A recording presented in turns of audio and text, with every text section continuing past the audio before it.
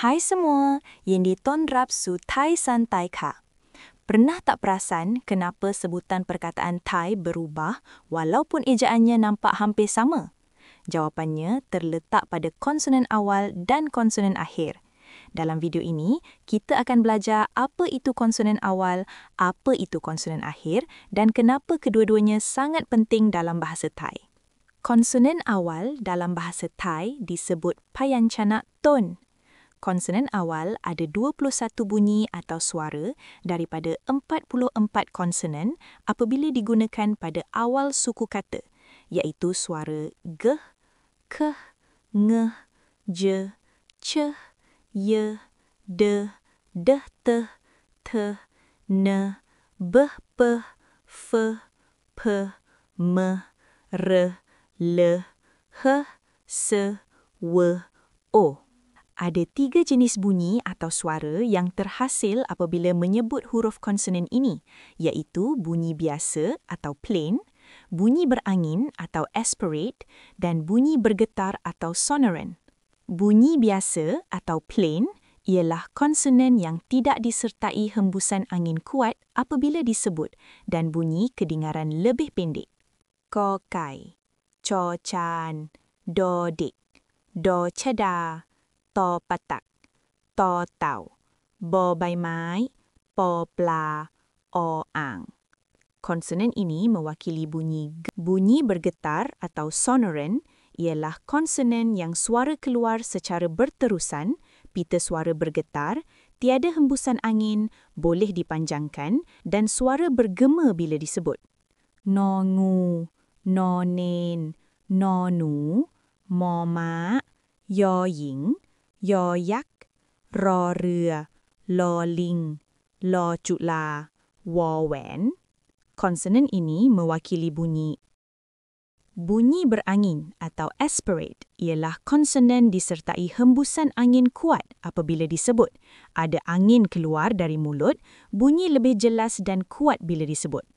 คอควาย คอคน คอระฆัง ขอไข่ ขอขวด ชอช้าง ชอเชอ ชอฉิง ทอมนโท ทอผู้เฒ่า ทอทหาร ทอธง ถอฐาน ถอถุง พอพาน พอสำเภา ผอพึ่ง ฟอฟัน ฝอฝา ซอโซ่ สอศาลา สอเสือ สอฤาษีหอนกฮูก หอหีบKonsonan ini mewakili bunyi.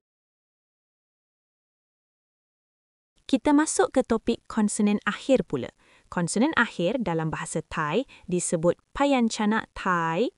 Walaupun alfabet Thai ada 44 konsonan, tapi hanya ada 8 bunyi atau suara sahaja yang digunakan jika konsonan berada di akhir suku kata.